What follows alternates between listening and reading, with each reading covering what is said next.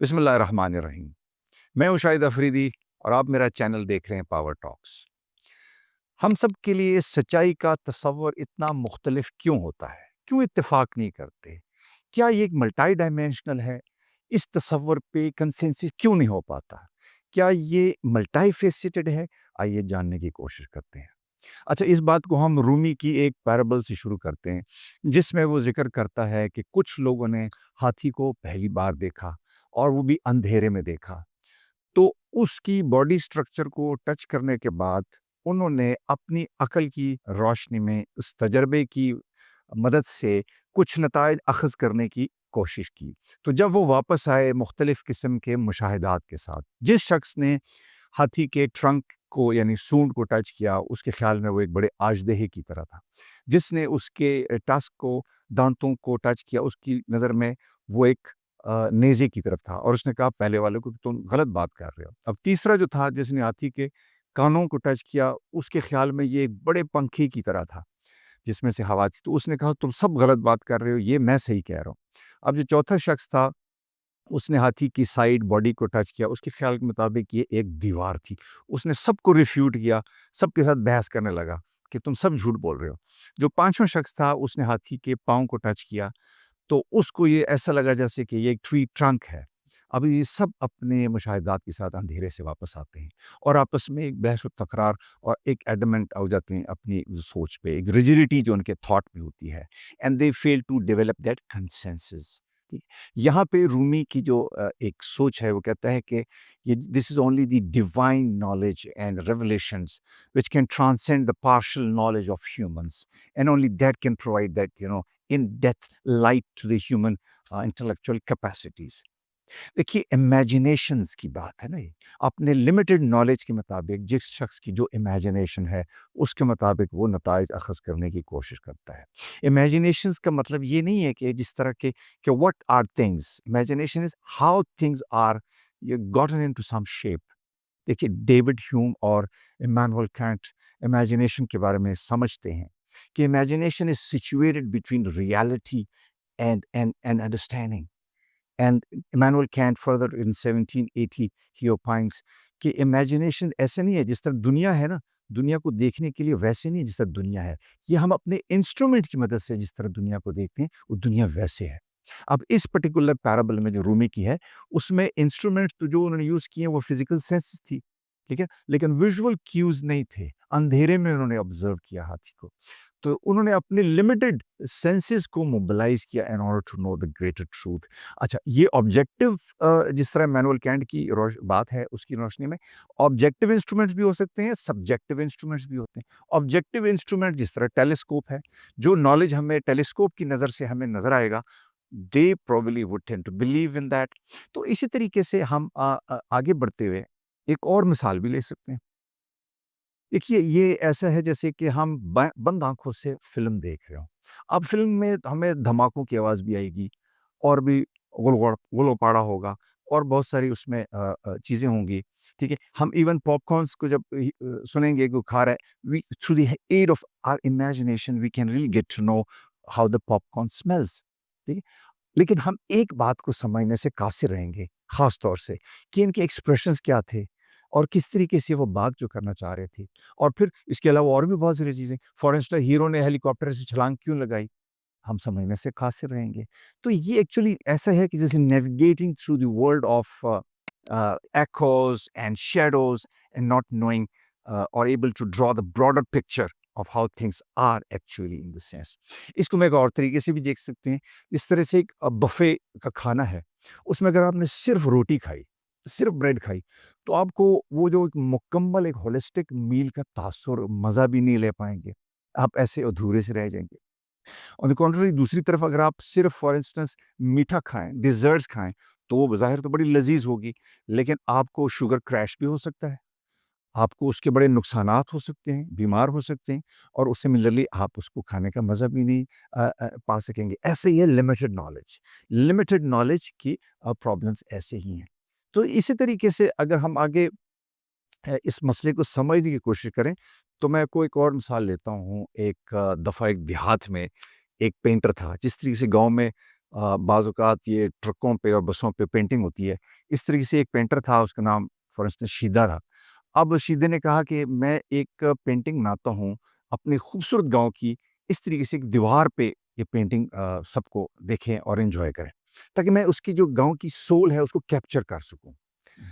تو اس نے جب یہ بات کو اظہار کیا تو مختلف لوگ آئے. کسی نے کہا کہ یار یہ میری ہٹی کی بھی تصویر بناؤ، دکان کی. اس ماسٹر صاحب آئے کہ جی میرے اسکول کی بھی تصویر بناؤ. تو اس نے سب کی انفرادی بڑی خوبصورت خوبصورت تصویریں بنائی. اچھا، پھر جب گاؤں والوں کو بلایا کہ آج دیکھو دیوار پہ یہ سارا منظر خوبصورت میں نے تیار کر لیا، تو وہ they were not captivated with this whole beautiful scene which was supposed to be a beautiful scene because اچھا انہوں نے کہا کہ انفرادیت تو اس میں ہے لیکن اس کو خوبصورتی نہیں تھی. اب شیدی نے کیا کیا، اپنے ایک استاد کو بلایا، بتایا کہ یار دکھائیں مجھے اس تصویر میں مسئلہ کیا ہے، اس میں لوگ خوش نہیں ہوئے. اس نے کہا یار اس میں وہی بات ہے کہ انڈیویجول اینٹیز تو بہت خوبصورت نظر آ رہی ہیں، لیکن اس میں دیر از نو کلیکٹیو سینس. یہ ایک براڈر فریم میں ایڈجسٹ نہیں ہو پایا، ایک خوبصورت تصویر کی شکل نہیں اس میں بن رہی. تو آپ نے you have miss the point. آپ اس میں پھر کیا کیا، اس نے شیدے نے کیا کیا، ہی just took one step back. اس نے دوبارہ اس پوری تصویر منظر کو اینالائز کیا. And then he really got sense کہ میں نے کیسے بہتری لانی ہے. Then he added the shades of beautiful sunlight. He created transitions. اس نے shadows create کیے. اس نے نیچر کو تھوڑا زیادہ نمایاں کیا. اس نے انفرادی چیزوں کو ضم کر دیا ایک بڑی تصویر میں. ایسے ہی ہمارے بہت سارے مسائل ہوتے ہیں.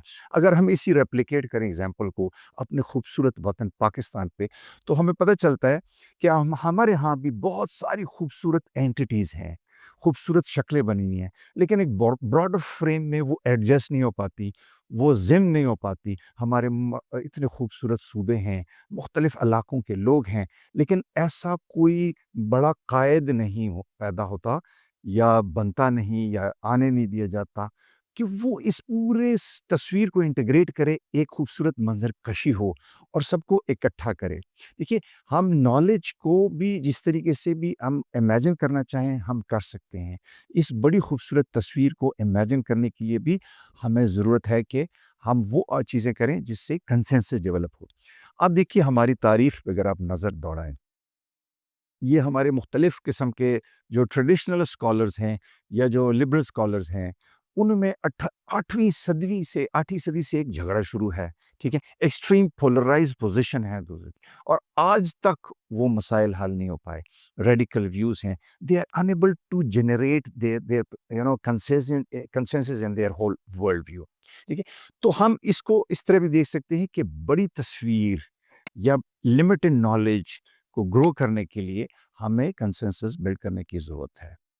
دیکھیے، بند آنکھوں سے مووی دیکھنے کا ایسے ہی ہے جس طرح it can be very liberating but at the same time it can be frustrating. It is sort of dancing with the engagement and isolation both.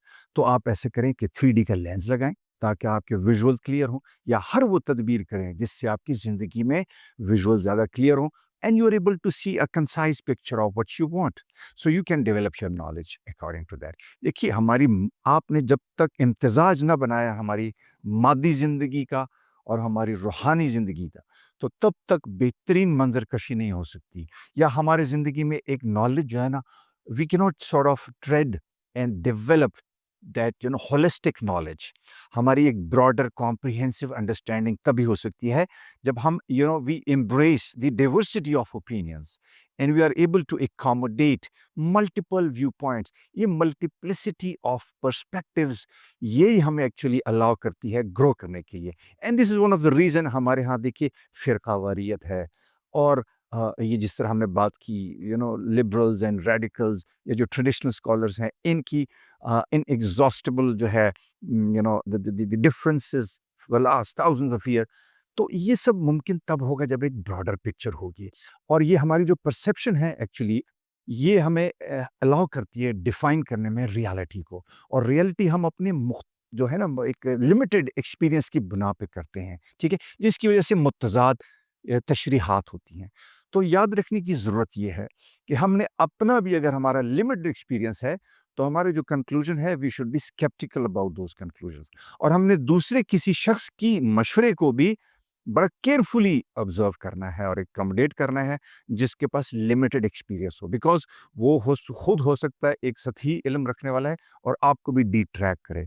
तो लिहाजा ये ज़रूरी है in order to sum up the debate कि हमने अपना जो limited knowledge है, जिस तरह रूमी का पैराबल था एलिफेंट वाला, उसको जहन में रखना है कि इट इज़ द एक्चुअली हम limitation of our perspectives. It is the superficial knowledge probably that I may have today. Because of that, I am thinking like this, and probably tomorrow I may think differently. So therefore, we need to allow ourselves to think more and grow more. और दूसरी बात यह है कि हमें broader picture में gym होने के लिए भी ज़रूरी है कि हम अपने आप को एस मर्ज करें। हम अपने लिमिटेड विजन को ये ज़रूर समझें कि ब्रॉडर पिक्चर में कैसे एडजस्ट होना है, सो दैट हमारे अंदर सोच में वसअत आ सके। Thank you very much.